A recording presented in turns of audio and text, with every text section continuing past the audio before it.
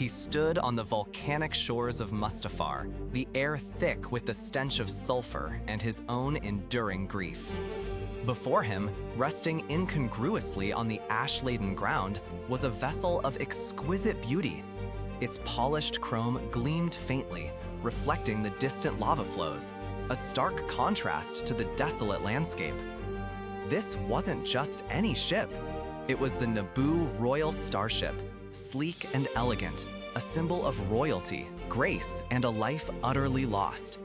It was Padmé's ship. The Emperor had presented it to him as a gift, perhaps a twisted gesture of manipulation, or perhaps a test.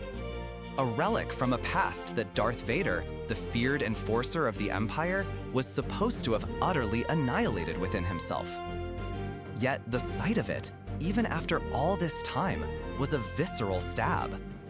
He looked upon it, and the mighty Sith Lord felt the ghost of a touch, heard the echo of a laugh, saw the phantom of a face he had once loved more than life itself. And then he gave an order that ripped through the silence of Mustafar like a raw wound. "Burn it," he commanded, his voice a distorted rumble through his vocoder. "It looks better that way." The flames erupted, an inferno consuming the elegant vessel, licking at its polished surfaces, twisting the chrome into grotesque shapes. It was an act of brutal, almost desperate purification. Darth Vader was attempting to scorch away the last tendrils of Anakin Skywalker, to sever another, perhaps the most painful, tie to the man he had been. Each lick of fire was meant to be a final farewell, an affirmation of his monstrous transformation. He watched it burn, the heat radiating, but feeling nothing but a chilling resolve. He wanted it gone, he needed it gone. The beautiful vessel, a vessel of memory, was reduced to a blazing tomb. Hours later, the fire had died down, leaving behind a smoking, charred husk.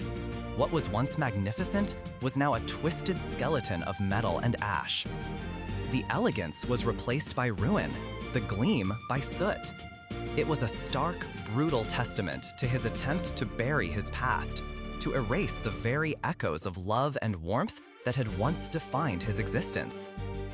One might assume that, having so decisively destroyed the symbol of his former life, Darth Vader would have banished it from his mind, just as he had banished Anakin Skywalker.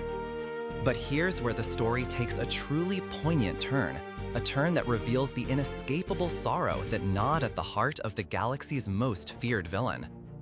In his private moments, away from the watchful eyes of his stormtroopers, away from the Emperor's insidious influence, Darth Vader would return to the wreckage.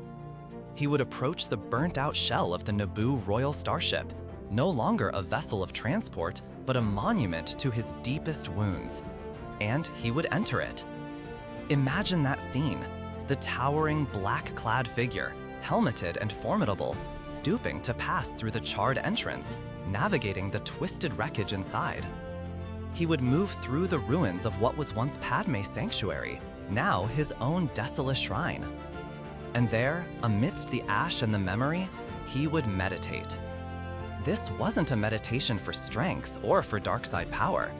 This was a meditation of torment, of remembrance. He would sit or stand, surrounded by the ghosts of his past. The echoes of Padmé's laughter in the corridors of the living ship, the warmth of her presence, the gentle scent of her perfume that he might, in his mind's eye, still perceive amidst the stench of scorched metal. He was drawn back, time and again, not by choice, but by an unseen, undeniable pull. The destruction of the ship was meant to be an exorcism, a final brutal severing. Yet it became the very opposite. By destroying it, he had created a permanent, inescapable shrine to his loss. The charred remains served as a constant, tangible reminder of what he had thrown away, what he had destroyed with his own hands, both the ship and his former life. It was a love he could never truly extinguish, a sorrow he could never truly escape.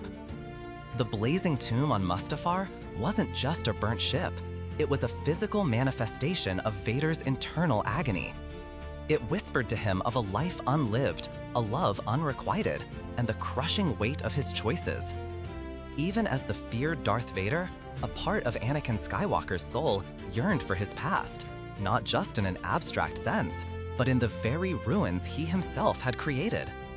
It was a testament to the inescapable nature of love and loss, and how some bonds, no matter how violently severed, continue to tether us to who we once were.